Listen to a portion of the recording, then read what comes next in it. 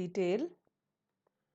Classification से start करते हैं। क्लासिफिकेशन जो एनसीईआरटी में मेंशन्ड है वो है फाइलम कॉर्डेटा और क्लास एम्फीबिया, सिर्फ इतना ही दिया हुआ है, लेकिन इसको थोड़ा सा हम डिटेल में देखते हैं।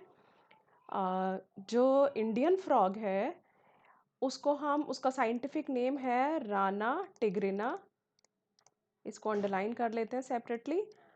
अब इसका क्लासिफिकेशन देखते हैं। It belongs to kingdom Animalia, phylum Chordata, super class Tetrapoda. Tetra means 4, poda means legs. तो जिनके 4 लिम्स होते हैं वो वाले ऑर्गेनिज्म इस सुपर क्लास में होते हैं। Then class Amphibia, order Anura, family Ranidae, genus Rana and species tigrina. और ये मोस्ट कॉमन स्पीशीज है राना टिग्रिना, जो कि इंडिया में पाया जाता है। यहाँ से ये इंपॉर्टेंट क्वेश्चन फॉर्म हो सकता है। 4 ऑप्शंस दे सकते हैं और पूछ सकते हैं आपसे कि which is the most common species found in India. Next इसका habitat, it lives on land as well as in fresh water. ये पॉइकिलोथर्म ऑर्गेनिज्म है। पॉइकिलोथर्म ऑर्गेनिज्म का मतलब है कि ये कोल्ड ब्लडेड ऑर्गेनिज्म है।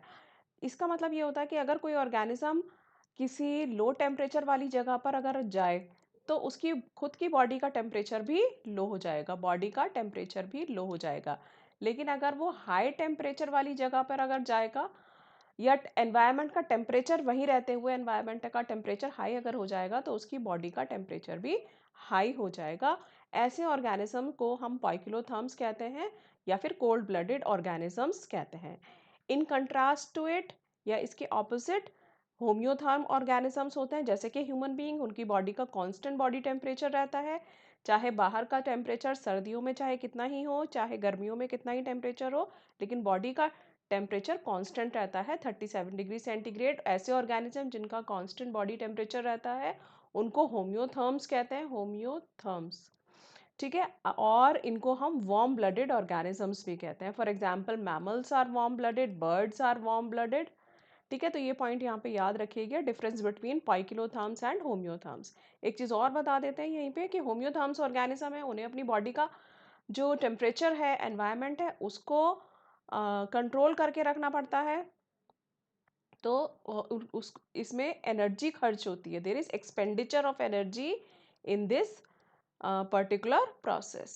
In maintaining constant environment in the body, there is expenditure of energy. ठीक है, तो पॉइकिलोथर्म्स। अब बात यहाँ पे वापस फ्रॉग की बात करते हैं। पॉइकिलोथर्म होते हैं फ्रॉग, कोल्ड ब्लडेड होते हैं। They do not have constant body temperature, their body temperature varies with temperature of the environment. जैसा एनवायरनमेंट का टेम्परेचर होगा वैसा ही फ्रॉग की बॉडी का टेम्परेचर हो जाएगा। नेक्स्ट प्रॉपर्टी है कैमोफ्लैज। कैमोफ्लैज का मतलब है कि बॉडी का जो कलर है वो एनवायरनमेंट के अकॉर्डिंग चेंज हो जाएगा। अगर वो ग्रास पे जाएगा तो ग्रास के जैसा कलर हो जाएगा, ड्राई लैंड पे रहेगा तो लैंड के जैसा कलर हो जाएगा। So they have the ability to change the colour to hide them from their enemies. अपने एनिमीज से हाइड करने के लिए वो अपनी बॉडी का कलर चेंज कर लेते हैं। अब नेक्स्ट प्रॉपर्टी दी हुई है मिमिक्री। मिमिक्री का मतलब होता है प्रोटेक्टिव कलरेशन। अगेन अपने आप को प्रोटेक्ट करने के लिए कलरेशन चेंज होता है, लेकिन ये किसी ना किसी स्पीशीज को से रिजेंबल करता है, किसी ना किसी अलग स्पीशीज या अलग ऑर्गेनिज्म से रिजेंबलेंस को मिमिक्री कहते हैं। तो मिमिक्री और कैमोफ्लैज में बेसिक डिफरेंस यही है कि कैमोफ्लैज में ऑर्गेनिज्म अपने एनवायरनमेंट के साथ ब्लेंड कर जाता है, लेकिन मिमिक्री में ऑर्गेनिज्म अपने आप को प्रोटेक्शन करने के लिए किसी ना किसी स्पीशीज से रिजेंबल करता है।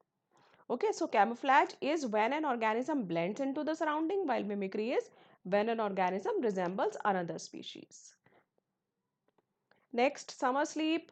Summers में frogs नहीं दिखाई देते हैं, सिर्फ रेनी सीजन में ही दिखाई देते हैं, क्योंकि समर्स में वो समर स्लीप में चले जाते हैं जिसको एस्टिवेशन कहते हैं, और विंटर्स में विंटर स्लीप में चले जाते हैं, मतलब बरोज में छुप के रहते हैं, क्योंकि वो उस एनवायरनमेंट को, उस टेम्परेचर को नहीं बर्दाश्त कर पाते, इसलिए वो बरोज में छुप जाते हैं। तो विंटर्स में अगर जाते हैं तो हाइबरनेशन, समर्स में जाएंगे तो aestivation. So during this period they take shelter in deep burrows to protect them from the extreme heat and cold. Morphology देख लेते हैं। मॉर्फोलॉजी का मतलब होता है एक्सटर्नल स्ट्रक्चर।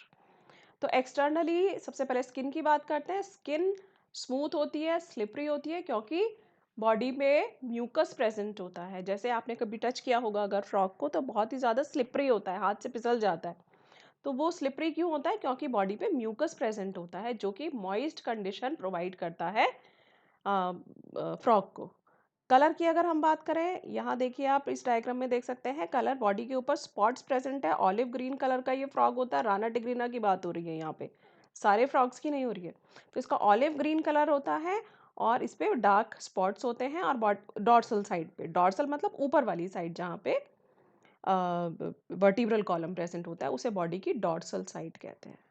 और जो साइड ऑपोजिट साइड जो होती है, जो सरफेस की तरफ रहती है, उसको हम वेंट्रल साइड कहते हैं। नीचे वाली साइड जो होती है किसी भी ऑर्गेनिज्म की, उसको वेंट्रल साइड कहते हैं। ठीक है, तो वेंट्रल साइड पे ये पेल येलो कलर का होगा फ्रॉग, और डॉर्सल साइड पे ऑलिव ग्रीन कलर का होगा with dark spots. Never drinks water, ये कभी पानी नहीं पीता है because it absorbs the water through the skin. अब बॉडी में हेड होगा, ट्रंक होगा, इसमें कोई नेक एब्सेंट, नेक नहीं होगी या नेक एब्सेंट होती है। Neck and tail they both are absent, ये दोनों इंपॉर्टेंट पॉइंट्स हैं। Next, above the mouth a pair of nostrils. अब आप देखो यहाँ माउथ है, ये फ्रॉग का माउथ है, माउथ के ऊपर ये नॉस्ट्रिल्स यहाँ प्रेजेंट होते हैं। आईज जो होती हैं वो बल्ज्ड होती हैं, बल्ज का मतलब बाहर की तरफ निकली हुई, उभरी हुई।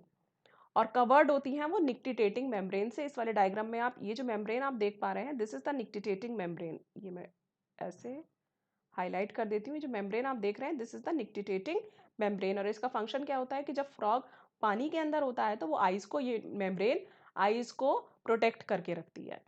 अब यहीं पे एक पॉइंट और मैं आपकी जनरल नॉलेज के लिए आपको मैं बता देती हूँ, ह्यूमन बींग्स के अंदर भी निक्टिटेटिंग मेम्ब्रेन होती है। जैसे ये आई है, तो आई का जो कॉर्नर होता है, यहाँ पर निक्टिटेटिंग मेम्ब्रेन के रेमनेंट्स प्रेजेंट होते हैं, बची हुई रेमनेंट, NANT, रेमनेंट मतलब बची हुई निक्टिटेटिंग मेम्ब्रेन होती है, जो कि इवोल्यूशन के दौरान जो है वो खत्म हो गई है क्योंकि इसका कोई फंक्शन नहीं है बॉडी में। और ऐसे ऑर्गन जिसका कोई फंक्शन ना हो बॉडी में, उनको हम वेस्टिजियल ऑर्गन कहते हैं, वेस्टिजियल। तो निक्टिटेटिंग मेम्ब्रेन वेस्टिजियल ऑर्गन है ह्यूमन के केस में, फ्रॉग के केस में नहीं, ह्यूमन के केस में वेस्टिजियल ऑर्गन है। ये वाला पॉइंट यहाँ पे इंपॉर्टेंट है। नेक्स्ट, फ्रॉग का एक्सटर्नल स्ट्रक्चर में देखिए, फॉर फ्रॉग का this part is the head, this is the I, this part, ये जो बाकी का जो ये पार्ट है बॉडी का, दिस इज द ट्रंक। अब इसमें कहीं भी आपको नेक नजर नहीं आ रही है। This is the four limb and this is the hind limb. On either side of eyes, अब आईज के दोनों साइड में टिम्पैनम प्रेजेंट होता है। मैं आपको टिम्पैनम यहाँ देखते हैं, आईज के दोनों साइड में यहाँ पे टिम्पैनम प्रेजेंट होता है जो कि रिप्रेजेंट करता है ईयर को। ओके, दिस इज टिम्पैनम, जो कि ईयर का जो फंक्शन है, बेसिकली ये ईयर ही है फ्रॉग का। तो टिम्पैनम है जो कि रिसीव करता है साउंड सिग्नल्स को, लेकिन फ्रॉग के अंदर कोई भी एक्सटर्नल पिना नहीं होता। जैसे हमारे जो पिना होता है वो साउंड सिग्नल्स को कलेक्ट करता है, ऐसा एक्सटर्नल ईयर नहीं प्रेजेंट होता है फ्रॉग के अंदर। ओके, तो external ear is absent in frog. Four limbs की बात करते हैं। फोर लिम्स और हाइंड लिम्स जो होते हैं वो दोनों हेल्प करते हैं स्विमिंग में, वॉकिंग में, लीपिंग मतलब जंप करने में, एंड बरोज बनाने में। हाइंड लिम्स जो होते हैं उसमें 5 डिजिट्स होती हैं, और फोर लिम्स में 4 डिजिट्स होती हैं। जो हाइंड लिम्स होते हैं वो लार्ज होते हैं, they are larger in size, ज़्यादा मस्कुलर होते हैं, और क्योंकि वो हेल्प करते हैं जंपिंग में। जो फीट है वो वेब्ड होती हैं, उनकी जो डिजिट्स होती हैं, ये देखिए आप, मेम्ब्रेन प्रेजेंट है, ये सारे जो फीट हैं सबके बीच में मेम्ब्रेन प्रेजेंट होती है, तो इस तरह के फीट को हम कहते हैं वेब्ड फीट। और वेब्ड फीट किस चीज़ में हेल्प करते हैं? स्विमिंग में। Sexual dimorphism, di means two, morphism means form. तो सेक्सुअल डायमॉर्फिज्म का मतलब होता है कि कोई ऑर्गेनिज्म जिसकी 2 फॉर्म्स हैं, और उसको हम एक्सटर्नली देख के ही हम पहचान सकते हैं कि ये उसका मेल ऑर्गेनिज्म है या फीमेल ऑर्गेनिज्म है। तो इस प्रॉपर्टी को हम, या इस कैरेक्टरिस्टिक्स को हम कहते हैं सेक्सुअल डायमॉर्फिज्म। तो मेल और फीमेल फ्रॉग्स को भी हम बाहर से देख के ही आइडेंटिफाई कर सकते हैं कि ये मेल है और ये फीमेल फ्रॉग है। तो इसलिए हम कहते हैं कि फ्रॉग शो करते हैं सेक्सुअल डायमॉर्फिज्म को। ठीक है, तो अब क्या क्या चीज से पता चलेगा हमें कि ये मेल है या फीमेल है? सबसे पहला है presence of sound producing vocal sacs. ये देखिए यहाँ पे ये वोकल सैक प्रेजेंट है, जो कि साउंड प्रोड्यूस करते हैं, क्रोकिंग साउंड प्रोड्यूस करते हैं। कब प्रोड्यूस करते हैं? मेटिंग सीजन में, रेनी सीजन में। क्यों? क्योंकि उनको फीमेल को अट्रैक्ट करना होता है, फीमेल को बुलाना होता है। तो ये वोकल सैक्स प्रेजेंट है। वोकल सैक्स यहाँ पे एनसीईआरटी में नहीं लिखा हुआ, लेकिन आप याद रखिएगा ये कि पेयर में प्रेजेंट होते हैं। और बात यहाँ पे राना टिग्रिना की बात हो रही है। राना टिग्रिना में पेयर में प्रेजेंट होते हैं वोकल सैक्स। कुछ फ्रॉग्स ऐसे भी होते हैं जिसमें सिर्फ एक सिंगल वोकल सैक प्रेजेंट होता है, लेकिन यहाँ राना टिग्रिना में वोकल सैक पेयर में प्रेजेंट है। कोपुलेटरी पैड होता है ऑन फर्स्ट डिजिट, और ये भी दोनों ही जो फोर लिम्स है, दोनों ही फोर लिम्स के फर्स्ट डिजिट पे प्रेजेंट होगा, तो ये भी पेयर में प्रेजेंट है। कोपुलेटरी पैड ये है, ये जो आप देख रहे हैं ना यहाँ पे, ये पैड लाइक, ये वाला जो पैड लाइक स्ट्रक्चर है, इसको हम कोपुलेटरी पैड भी बोलते हैं, नप्शियल पैड भी बोलते हैं। और इसका फंक्शन क्या होता है कि जब मेल फीमेल फ्रॉग्स में जब मीटिंग होती है, तो मेल फ्रॉग फीमेल को होल्ड करके रखता है नप्शियल पैड की हेल्प से। अनाटमी की बात करते हैं। अनाटमी मतलब इंटरनल स्ट्रक्चर। बॉडी कैविटी जो होती है फ्रॉग की, उसमें बहुत सारे सिस्टम्स हैं। कौन कौन से? Digestive, circulatory, respiratory, nervous, excretory और रिप्रोडक्टिव सिस्टम। इन सिस्टम्स को वन बाय वन देखते हैं। सबसे पहले डाइजेस्टिव सिस्टम। डाइजेस्टिव सिस्टम में एलिमेंट्री कैनाल होगी, प्लस उससे एसोसिएटेड डाइजेस्टिव ग्लैंड्स होंगे। एलिमेंट्री कैनाल जो है वो शॉर्ट होती है। क्यों? क्योंकि फ्रॉग्स जो है वो कार्निवोर्स हैं। कार्निवोर्स मतलब they eat another animals, they feed on animals. जो ऑर्गेनिज्म प्लांट्स को खाते हैं, उन ऑर्गेनिज्म को हम हर्बीवोर्स कहते हैं, सबको पता है ये। और हर्बीवोर्स जो है, उनकी जो एलिमेंट्री कैनाल होती है वो लॉन्ग होती है, क्योंकि उनको ग्रास या हम कह सकते हैं प्लांट्स को डाइजेस्ट करना होता है। प्लांट्स को डाइजेस्ट करने में, प्लांट्स में सेल्यूलोज प्रेजेंट होता है, जिसके डाइजेशन में टाइम लगता है। तो ज़्यादा टाइम तक जो फूड है वो डाइजेस्टिव ट्रैक में रहता है। हर्बीवोर्स में रहना चाहिए डाइजेशन के लिए, इसीलिए उनकी जो डाइजेस्टिव ट्रैक है वो लॉन्ग होती है। लेकिन कार्निवोर्स में जो डाइजेस्टिव ट्रैक या फिर एनिमल्टी कैनाल जो है वो शॉर्ट होती है।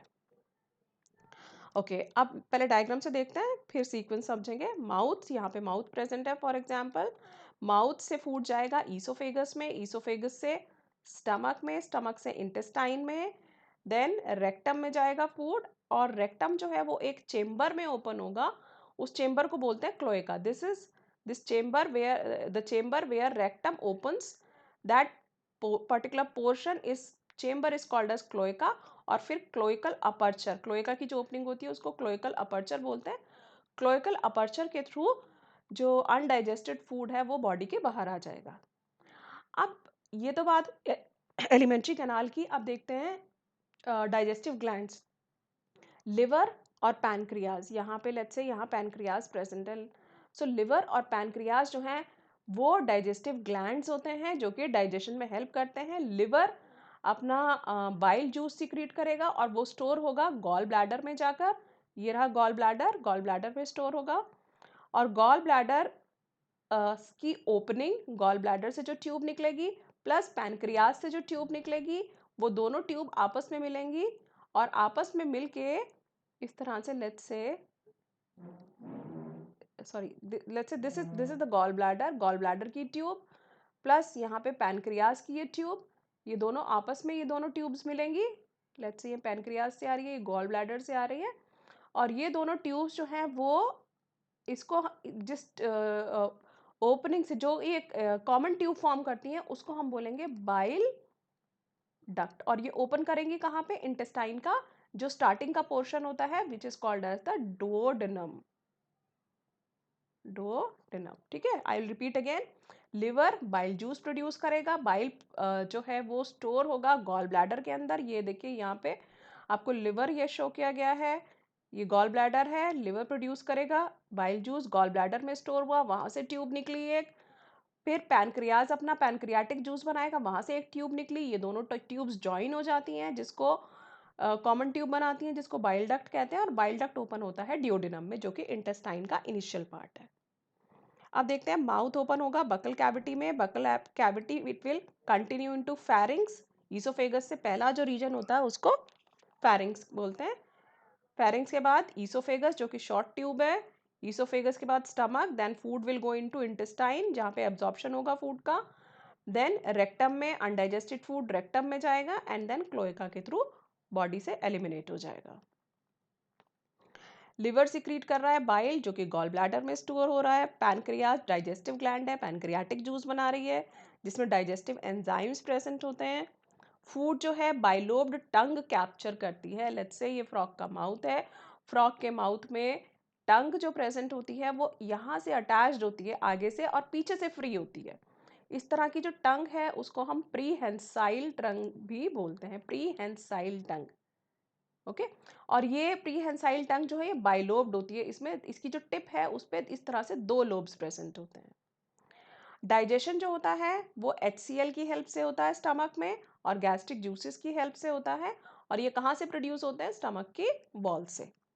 जो पार्शियली डाइजेस्टेड फूड होता है उसको काइम कहते हैं और वो स्टमक से कहाँ जाएगा? स्मॉल इंटेस्टाइन में जाएगा। स्मॉल इंटेस्टाइन का जो फर्स्ट पार्ट होता है उसको डुओडेनम बोलते हैं। डुओडेनम रिसीव करेगा bile from gall bladder and pancreatic juice from pancreas through a common bile duct. ये वही चीज़ है जो मैंने अभी आपको बताई है, यहाँ से इंपॉर्टेंट क्वेश्चन फ्रेम हो सकता है। नेक्स्ट बाइल का क्या काम होता है? बाइल का काम होता है फैट्स को इमल्सिफाई करना, मतलब फैट्स को का ब्रेक डाउन करना छोटी छोटी ड्रॉपलेट्स में। तो बाइल जूस जो है वो फैट को इमल्सिफाई करेगा और पैनक्रियाटिक जूस जो है वो कार्बोहाइड्रेट और प्रोटीन का डाइजेशन करेगा। फाइनल डाइजेशन कहाँ पे कंप्लीट होगा? It will complete in the intestine.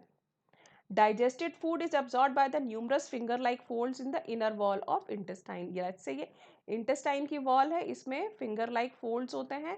In folds को हम बोलते हैं villi। ये इस folds में फिर further foldings होती हैं और इनको हम बोलेंगे microvilli। These are called as the microvilli। अब इसका फंक्शन क्या है? विलाय और माइक्रोविलाय का सरफेस एरिया को इंक्रीज करना ताकि ज़्यादा से ज़्यादा एब्जॉर्प्शन हो सके फूड का, डाइजेस्टेड फूड का।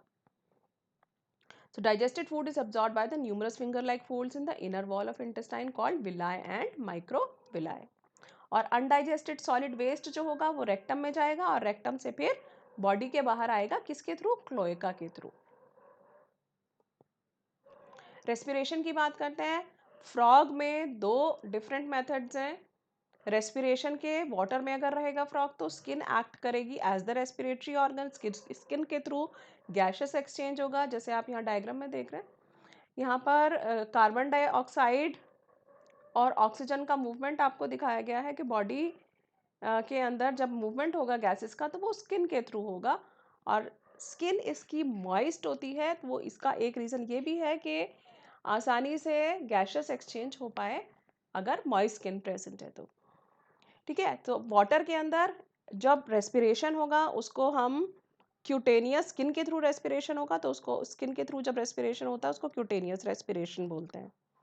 Dissolved oxygen is water is exchange through skin bye diffusion. जो भी वाटर के अंदर डिजॉल्व्ड ऑक्सीजन होगी वो डिफ्यूजन से एक्सचेंज होगी। डिफ्यूजन का मतलब होता है movement of molecules from high concentration to low concentration. This movement of molecules या movement of oxygen in this case is called as diffusion.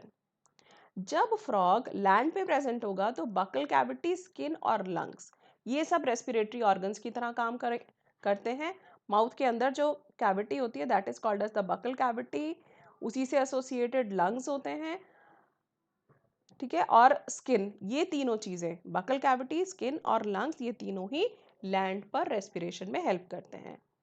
जब रेस्पिरेशन लंग्स के द्वारा होता है तब उसको हम बोलते हैं पल्मोनरी रेस्पिरेशन। लंग्स कैसे होते हैं? पेयर में प्रेजेंट होते हैं, इलोंगेटेड होते हैं, इलोंगेटेड मतलब लंबे होते हैं, पिंक कलर्ड के होते हैं, सैक लाइक स्ट्रक्चर होता है और बॉडी के अपर पार्ट में प्रेजेंट होते हैं। बॉडी के अपर पार्ट को थॉरेक्स कहते हैं। बॉडी का अपर पार्ट मतलब ट्रंक का जो अपर पार्ट है। एयर एंटर करती है नॉस्ट्रिल में through the buccal cavity and then to the lungs. यहाँ नॉस्ट्रिल से एयर आई, पहले बकल कैविटी में गई और वहां से फिर लंग्स में। जब एस्टिवेशन या हाइबरनेशन करेगा फ्रॉग तो गैशियस एक्सचेंज कैसे होगा? Gaseous exchange will take place through skin. यहाँ से इंपॉर्टेंट क्वेश्चन फॉर्म हो सकता है कि इन दोनों प्रोसेसेस में एस्टिवेशन और हाइबरनेशन के टाइम पर रेस्पिरेशन कैसे होता है। नेक्स्ट बात करते हैं वीनस वैस्कुलर सिस्टम की। इसका जो वैस्कुलर सिस्टम है वो थोड़ा सा कॉम्प्लिकेटेड है, इसको थोड़ा सा ध्यान से समझिए।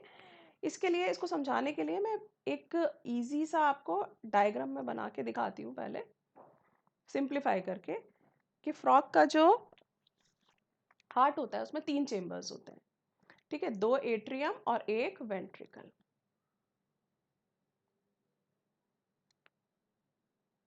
ठीक है, अब ये जो जो राइट एट्रियम है, राइट एट्रियम से अटैच्ड, राइट एट्रियम से ही एसोसिएटेड एक ट्रायंगुलर पार्ट होता है। This triangular part is called as sinus venosus.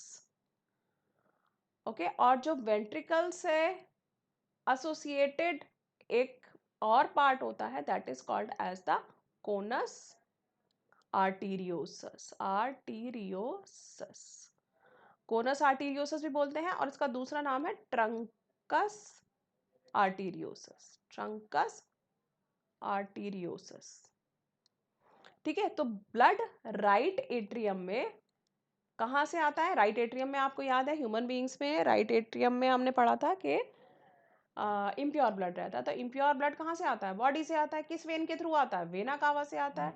तो वेना कावा से इम्प्योर ब्लड आएगा, बॉडी से राइट एट्रियम में जाएगा, राइट एट्रियम से, राइट एट्रियम में किसके थ्रू जाएगा? साइनस विनोसस के। पहले साइनस विनोसस में आएगा वेना केवा से, फिर राइट एट्रियम में जाएगा, राइट एट्रियम से वेंट्रिकल में जाएगा। ओके, और यहाँ से प्योर ब्लड आएगा। प्योर ब्लड कहाँ से आ रहा है? लंग से आ रहा है प्योरीफाई होके, और वो जाएगा लेफ्ट एट्रियम में, और यहाँ पे जाकर वो भी वेंट्रिकल में जाएगा। सिंगल वेंट्रिकल प्रेजेंट है, तो प्योर और इम्प्योर ब्लड की मिक्सिंग हो जाती है। प्योर और इम्प्योर ब्लड की मिक्सिंग हो जाती है। ठीक है, इस वाले फ्लो चार्ट से अच्छे से समझते हैं। ब्लड बॉडी से आया, कहाँ किसके थ्रू आया? वेना केवा के थ्रू। वेना केवा के थ्रू ब्लड आया। कैसा ब्लड है ये? इम्प्योर ब्लड है। ठीक है, ये ब्लड पहले जाएगा साइनस वेनोसस में, यहाँ से राइट एट्रियम में, राइट एट्रियम से वेंट्रिकल में। ठीक है, अब इधर देखते हैं, लंग्स में से ब्लड प्योर होकर आ रहा है, तो वो जो प्योर ब्लड है वो जाएगा लेफ्ट एट्रियम में, लेफ्ट एट्रियम से वेंट्रिकल में, और वेंट्रिकल से वो जाएगा कोनस आर्टीरियोसस में। तो प्योर और इम्प्योर ब्लड दोनों ही वेंट्रिकल से कहाँ जा रहे हैं? कोनस आर्टीरियोसस में। कोनस आर्टीरियोसस से अब जो प्योर ब्लड है वो तो बॉडी में चला जाएगा, और जो इम्प्योर ब्लड है वो लंग्स के पास चला जाएगा, प्योरीफाई होने के लिए या ऑक्सीजनेट होने के लिए। तो वैस्कुलर सिस्टम इसका वेल डेवलप्ड होता है, क्लोज्ड टाइप का होता है। क्लोज टाइप का मतलब होता है कि the blood flows in the inside the blood vessels only. Blood vessels के अंदर ही ब्लड फ्लो करता है। और जैसा इसके अंदर ब्लड वेसल्स का सिस्टम है, वैसे ही इसमें लिम्फेटिक सिस्टम भी होता है। लिम्फ होता है, और लिम्फ कहाँ पे फ्लो करता है? लिम्फेटिक वेसल्स में। और जहाँ जहाँ लिम्फ वेसल्स स्वोलन होती हैं उनको हम लिम्फ नोड्स कहते हैं। तो ये लिम्फेटिक सिस्टम का पार्ट हो गया। लिम्फ, लिम्फेटिक वेसल्स या लिम्फेटिक चैनल्स, और लिम्फ नोड्स। और ब्लड वास्कुलर सिस्टम में क्या क्या है? Heart, blood vessels and blood. Okay, heart इसका जो है वो मस्कुलर होता है। हार्ट इज मस्कुलर, और बॉडी के अपर पार्ट में होता है। बॉडी के अपर पार्ट में 3 चेम्बर्स होते हैं हार्ट में, 2 एट्रिया और एक वेंट्रिकल। 2 एट्रिया और एक वेंट्रिकल, जो कि कवर्ड होता है एक मेम्ब्रेन से, और उस मेम्ब्रेन को हम कहते हैं पेरिकार्डियम। ठीक है, एक ट्रायंगुलर स्ट्रक्चर होता है जिसको हम साइनस वेनोसस कहते हैं, जो राइट एट्रियम को ज्वाइन करता है। इंपॉर्टेंट पॉइंट यहाँ साइनस वेनोसस से और कोनस आर्टीरियोसस से क्वेश्चन फॉर्म हो सकता है। It receives blood through the major veins called vena cava. मैंने आपको पूरा सीक्वेंस बताया, सीक्वेंस आपको याद रखना है। वेना केवा, बॉडी से ब्लड आया वेना केवा के थ्रू, कहाँ आया?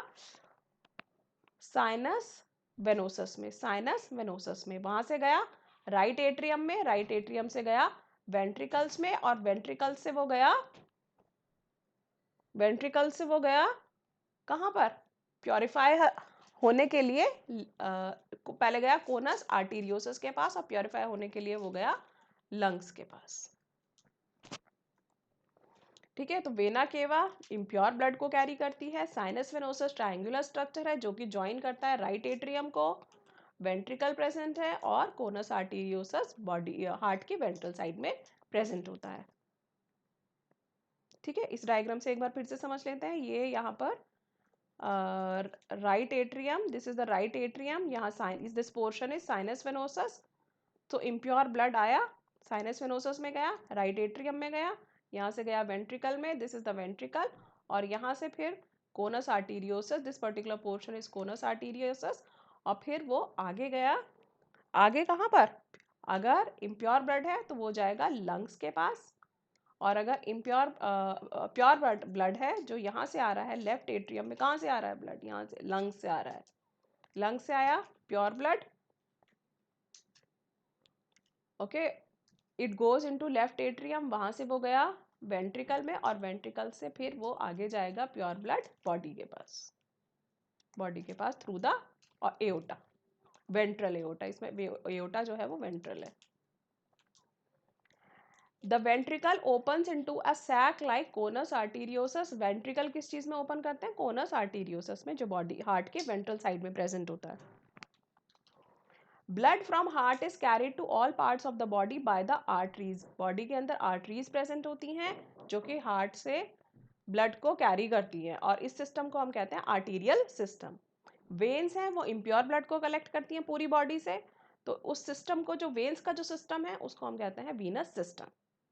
इसके अलावा हमें यहाँ पर हिपैटिक पोर्टल सिस्टम और रीनल पोर्टल सिस्टम भी देखने के लिए मिलता है फ्रॉग्स में। ये दोनों सिस्टम्स क्या होते हैं? जो लिवर और इंटेस्टाइन की जो ब्लड वेसल्स हैं वो एक साथ इकट्ठी होती हैं पहले, और तब वो आगे जाके हार्ट को ब्लड सप्लाई करती हैं। तो इस सिस्टम को हम कहेंगे hepatic portal system. Hepatic means something related to liver. Renal, renal word means kidney. तो जो किडनी का जो ब्लड है, प्लस किडनी के अलावा जो lower parts of the body हैं, उनका ब्लड, उनका जो ब्लड है वो इकट्ठा होता है वेन्स के थ्रू, और वो इकट्ठा होके तब वो आगे जाता है प्योरीफाई होने के लिए हार्ट के पास। So this is called as renal portal system. Blood में क्या क्या प्रेजेंट है? आरबीसी, इराइथ्रोसाइट, डब्ल्यूबीसी, ल्यूकोसाइट्स और प्लेटलेट्स। आरबीसी न्यूक्लिएटेड होती हैं, वेरी वेरी इंपॉर्टेंट। फ्रॉग्स की आरबीसी न्यूक्लिएटेड होती है, ह्यूमन बींग्स में आरबीसी में न्यूक्लियस एब्सेंट होता है, याद रखिएगा। रेड कलर्ड का हीमोग्लोबिन प्रेजेंट होता है, लिम्फ भी प्रेजेंट होता है फ्रॉग में। लिम्फ डिफरेंट होता है ब्लड से, लिम्फ के अंदर कुछ प्रोटीन्स नहीं होते हैं, प्लस आरबीसीज भी नहीं होती हैं। ओके, तो हम ऐसे लिख सकते हैं blood minus RBC minus some of the protein, some of the proteins is equal to lymph. Okay, so blood carries, blood nutrients को कैरी करेगा, गैसेस को, वाटर को कैरी करेगा, और वो जहां भी रिस्पेक्टिव साइट है जहां उसको जाना है वहां पहुंचेगा। Circulation is achieved by pumping action of muscular heart. अब एक्सक्रीटरी सिस्टम देखते हैं। जब बॉडी से नाइट्रोजनस सिस्टम का वेस्ट का एलिमिनेशन होता है, उसको, उस सिस्टम को नाइट्रोजनस वेस्ट से निजात दिलाने वाले सिस्टम को हम एक्सक्रीटरी सिस्टम कहते हैं। ये वेल डेवलप्ड होता है। फ्रॉग के अंदर पेयर ऑफ किडनीज होती हैं, ureter, cloaca and urinary bladder present होता है। जैसे ह्यूमन बींग से अगर हम कंपेयर करें, ह्यूमन बींग्स में हमने देखा था पेयर में किडनीज प्रेजेंट होती हैं, उससे यूरेटर निकलता है, फिर यूरिनरी ब्लैडर होता है, और यूरिनरी ब्लैडर की जो ओपनिंग है उसको यूरेथ्रा बोलते हैं। लेकिन यहाँ पर जो ब्लड है वो यूरिनरी ब्लैडर से कहाँ जा रहा है? It is going in a common opening called as cloaca, और फिर क्लोएकल अपर्चर के थ्रू यूरिन बाहर आ रहा है। So this chamber is cloaca. So ये यहाँ पे इंपॉर्टेंट याद कर रखना है, ये इंपॉर्टेंट टर्म है क्लोएका। ओके, किडनीज जो होती है कॉम्पैक्ट होती हैं, डार्क कलर्ड की होती हैं, बीन शेप की होती हैं, और ये बॉडी के पोस्टीरियर पार्ट में प्रेजेंट होती हैं। वर्टिब्रल जो कॉलम होता है, वर्टिब्रल कॉलम के दोनों साइड में इस तरह से बीन शेप्ड किडनीज प्रेजेंट होती हैं। हर एक किडनी जो है सेवरल यूरिनिफेरस ट्यूब्यूल्स से या नेफ्रॉन्स से बनी हुई होती है। Let's say this is the kidney, और इसमें बहुत सारे यूरिनिफेरस ट्यूब्यूल्स या फिर जिनको हम नेफ्रॉन्स बोलते हैं वो प्रेजेंट होते हैं। इसमें देखिए आप, यहाँ पे किडनी शो की हुई है। किडनी से का जो ब्लड को फिल्टर कर रही है, फिल्ट्रेट कहाँ आ रहा है? यूरेटर में आ रहा है। यूरेटर से it will go into urinary bladder, और यूरिनरी ब्लैडर से it will go into the cloaca, cloaca से फिर बाहर क्लोएकल थ्रू के क्लोइकल अपर्चर के थ्रू बाहर आएगा। 2 ureters emerge from kidneys in male frogs. Ureters act as urinogenital duct. अब ये वाला पॉइंट जो है बहुत इंपॉर्टेंट है। मेल फ्रॉग्स और फीमेल फ्रॉग्स में एक ये इंपॉर्टेंट डिफरेंस है कि मेल फ्रॉग्स में जो यूरेटर होगा वो एक्ट करता है यूरिनोजेनाइटल डक्ट के जैसे, मतलब उसके थ्रू यूरिन भी बाहर आएगा प्लस स्पर्म्स भी बाहर आते हैं। तो ऐसा डक्ट, ऐसी ट्यूब जिसके through urine as well as sperms दोनों ही बाहर आएंगे, उस ट्यूब को हम बोलेंगे यूरिनोजेनाइटल डक्ट या यूरिनोजेनाइटल ट्यूब। और इसका दूसरा नाम है वोल्फियन डक्ट। ये इंपॉर्टेंट है, इसको नोट कर लीजिए, ये मैंने अलग से ऐड किया है। उसको वोल्फियन डक्ट भी बोलते हैं, जो ओपन करेगा इनटू क्लोएका। ठीक है, तो पहले किडनी से जो यूरिन है वो कहाँ जा रहा है, यूरेटर में जा रहा है, यूरेटर से जा रहा है यूरिनरी ब्लैडर में, यूरिनरी ब्लैडर से it is going into the cloaca, और यहाँ पे यूरेटर जो है वो एक्ट कर रहा है एज यूरिनोजेनाइटल या वुल्फियन डक्ट, क्योंकि यूरेटर के थ्रू ही स्पर्म्स भी बाहर आ रहे हैं। So it is the common duct to carry urine as well as the sperms. लेकिन ये दोनों चीजें कभी साथ में नहीं आती है, never together, because the sperms they are carried during amplexus only। amplexus का मतलब होता है जो मेटिंग पोजीशन होती है मेल और फीमेल फ्रॉग्स की, उसको एम्प्लेक्सस बोलते हैं। तो सिर्फ एम्प्लेक्सस के दौरान ही स्पर्म्स बाहर आते हैं, and at that time urine does not come out through the urinogenital opening. Females के केस में ऐसा कुछ नहीं है। फीमेल्स के केस में जो यूरेटर्स हैं और ओविडक्ट है वो सेपरेट होते हैं, और ये दोनों की ओपनिंग कहाँ होती है, क्लोएका में होती है। थिन वॉल्ड यूरिनरी ब्लैडर होता है जो कि बॉडी के वेंट्रल साइड में प्रेजेंट होता है। It also opens in the cloaca. Body के वेंट्रल साइड, मतलब रेक्टम के वेंट्रल साइड में प्रेजेंट होगा यूरिनरी ब्लैडर, और वो भी ओपन होगा क्लोएका में। जो फ्रॉग्स होते हैं वो यूरिया एक्सक्रीट आउट करते हैं, और ऐसे ऑर्गेनिज्म जो यूरिया को एक्सक्रीट आउट करते हैं उनको हम यूरियोटेलिक ऑर्गेनिजम्स बोलते हैं। Excretory waste are carried by blood into kidneys where it is separated and excreted। Control and coordination कैसे मेंटेन होता है, ये हाईली इवॉल्व होता है ये सिस्टम फ्रॉग्स के अंदर। इसमें न्यूरल सिस्टम है और एंडोक्राइन सिस्टम है। केमिकल कोऑर्डिनेशन के लिए, केमिकल कोऑर्डिनेशन मतलब जब कुछ केमिकल्स जिनको हम हार्मोन्स बोलते हैं जो बॉडी के कोऑर्डिनेशन में हेल्प करें, that is chemical coordination. So hormones help करते हैं जो कि प्रोड्यूस होते हैं कहाँ से, एंडोक्राइन ग्लैंड से।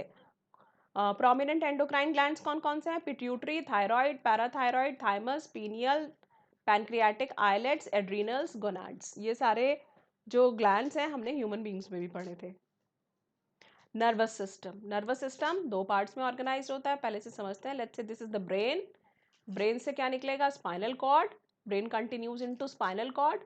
ब्रेन से नर्व्स निकलती हैं, स्पाइनल कॉर्ड से नर्व्स निकलती हैं। So brain, central nervous system में क्या आएगा, ब्रेन और spinal cord. Brain and spinal cord they form the central nervous system. Peripheral nervous system जो है it is formed by cranial and the spinal nerves. Cranial nerves जो हैं वो brain से निकलती हैं, और स्पाइनल नर्व्स जो हैं वो स्पाइनल कॉर्ड से निकलती हैं, तो वो फॉर्म करती हैं पेरिफेरल नर्वस सिस्टम को। फिर ऑटोनॉमिक नर्वस सिस्टम, जहाँ जब पैरासिम्पैथेटिक जो कि बना होता है सिंपैथेटिक और पैरासिम्पैथेटिक नर्व से। Okay, next there are 10 pairs. Important question can be formed from here. Human beings के अंदर 12 पेयर ऑफ क्रेनियल नर्व्स होती हैं, लेकिन फ्रॉग के अंदर 10 पेयर ऑफ क्रेनियल नर्व्स होती हैं जो कि अराइज करती हैं ब्रेन से। ब्रेन एनक्लोज्ड होता है बोनी स्ट्रक्चर में जिसको ब्रेन बॉक्स बोलते हैं, क्रेनियम भी बोलते हैं ब्रेन बॉक्स को। ब्रेन डिवाइडेड होता है 3 पार्ट्स में, fore brain, mid brain, hind brain. Fore brain में क्या होता है, ऑल्फैक्टरी लोब है, पेयर्ड सेरिब्रल हेमिस्फीयर, इस तरह से पेयर्ड सेरिब्रल हेमिस्फीयर होंगे, और अनपेयर्ड वेंट्रल साइड में अनपेयर्ड डायंसेफेलॉन प्रेजेंट होगा फोर ब्रेन में। मिड ब्रेन में ऑप्टिक लोब्स प्रेजेंट होंगे। याद रखिएगा ऑल्फैक्टरी लोब कहाँ है, फोर ब्रेन में, लेकिन ऑप्टिक लोब्स कहाँ प्रेजेंट है, मिड ब्रेन में। हाइंड ब्रेन के दो पार्ट हैं, cerebellum and medulla oblongata। Let's say here cerebellum is present and it continues into the medulla oblongata। और जो medulla oblongata है वो एक होल के थ्रू एक बाहर निकलेगी, it will continue into spinal cord and this hole like structure here it is referred to as foramen magnum, ये लिखा नाम foramen magnum. So medulla oblongata passes out through foramen magnum and continues into spinal cord which is enclosed in vertebral column. तो foramen magnum के through medulla oblongata पास होती है और continue होती है स्पाइनल कॉर्ड में, और स्पाइनल कॉर्ड किससे एनक्लोज रहता है? वर्टिब्रल कॉलम से. सेंस ऑर्गन कौन कौन से हैं? ऑर्गन्स ऑफ टच के लिए सेंसरी पैपिले प्रेजेंट हैं, टेस्ट के लिए टेस्ट बर्ड्स हैं, स्मेल के लिए नेजल एपिथेलियम है, विजन के लिए आईज प्रेजेंट है, और हियरिंग के लिए टिम्पैनम प्रेजेंट है विद इंटरनल ईयर. आईज और इंटरनल ईयर वेल ऑर्गेनाइज्ड होते हैं, ये दोनों वेल ऑर्गेनाइज्ड हैं, लेकिन बाकी के जो ये सारे हैं these are cellular aggregations around nerve endings. Let's say this is the nerve ending here. तो नर्व एंडिंग के पास में सेल्स एग्रीगेट हो जाती हैं और ये फॉर्म करती हैं बाकी सारे सेंस ऑर्गन्स को. आईज जो होती है फ्रॉग में पेयर में प्रेजेंट है, स्फेरिकल स्ट्रक्चर है जो कि स्कल के अंदर जो गड्ढा होता है जिसको ऑर्बिट कहते हैं उसके अंदर लोकेटेड रहती हैं. सिंपल आईज प्रेजेंट है, कॉकरोच में हम पढ़ेंगे कंपाउंड आईज प्रेजेंट है. यहाँ पर फ्रॉग के केस में सिंपल आईज प्रेजेंट होती हैं क्योंकि इसमें सिर्फ एक ही यूनिट प्रेजेंट है. एक्सटर्नल ईयर एब्सेंट है फ्रॉग में, ये मैंने बताया था आपको. सिर्फ टिम्पैनम प्रेजेंट है जो कि एक्सटर्नली देखा जा सकता है. The ear is an organ of hearing as well as balancing और इक्विलिब्रियम. अब बात करते हैं मेल रिप्रोडक्टिव सिस्टम की. ये थोड़ा सा इम्पॉर्टेंट भी है, यहाँ से आप क्वेश्चन एक्सपेक्ट कर सकते हैं. ये मेल रिप्रोडक्टिव सिस्टम है वेल ऑर्गेनाइज्ड है. सबसे पहले तो मेल्स और फीमेल्स दोनों के ही केस में. फीमेल के केस मेल के केस की बात करते हैं. सबसे पहले मेल रिप्रोडक्टिव सिस्टम देखते हैं. पेयर में प्रेजेंट होंगी टेस्टिस जो कि ओवॉइड शेप की होंगी. इस तरह का जो शेप होगा उसको हम ओवॉइड शेप बोलते हैं. और ये कहाँ से चिपकी हुई रहती हैं? ये अडियर्ड रहती हैं upper part of the kidney से by the fold of peritoneum. Peritoneum का एक फोल्ड होता है जिसकी हेल्प से ये किडनी से चिपकी रहती हैं, और उस फोल्ड को हम बोलते हैं मिजोचियम. ओके, अब यहाँ डायग्राम से पहले समझते हैं इसको. ये पेयर ऑफ टेस्टिस, ये यहाँ पे pair of testis Kabil open into Vasa efferentia. इस तरह से ट्यूब लाइक स्ट्रक्चर है, ये वासा एफ्रेंशिया बोलेंगे इनको. वासा एफ्रेंशिया से जब स्पर्म्स टेस्टिस से निकलेंगे तो वासा एफ्रेंशिया में एंटर करेंगे. वासा एफ्रेंशिया जो है ये ओपन होती है इनटू बिडर्स कैनाल. यहाँ एक कैनाल प्रेजेंट होती है जिसको बिडर्स कैनाल हम बोलते हैं. बिडर्स कैनाल ओपन होगी इनटू यूरिनोजेनाइटल डक्ट. ये जो डक्ट है this is here, this duct is urinogenital duct. इस डक्ट में ओपन होगी और urinogenital duct it will open into the cloaca. This particular chamber cloaca में ओपन होगा यूरिनोजेनाइटल डक्ट.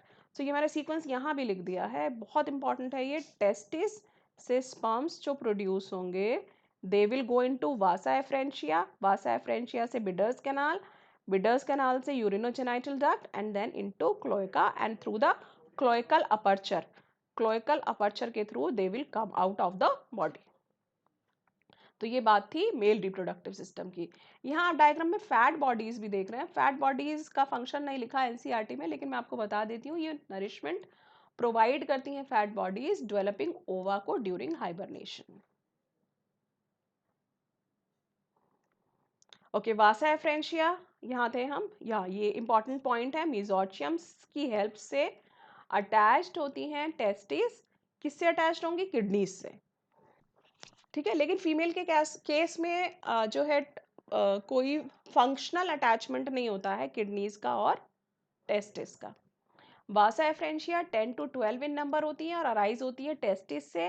वो एंटर करती हैं किडनीज में और ओपन होती है बिडर्स कैनाल में. ये यहाँ पे ये याद रखिएगा कि जो वासा एफ्रेंशिया किडनीज में एंटर कर रही हैं और एक कनाल में ओपन हो रही हैं जिसको बिडर्स कैनाल कहते हैं. Finally it communicates with the urinogenital duct that comes out of the kidneys and opens into the cloaca.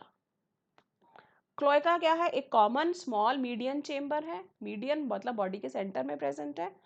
और इसका क्या फंक्शन है? इसमें कॉमन ओपनिंग होती है किस किस की? ये तो क्लोएकल अपर्चर हो गया.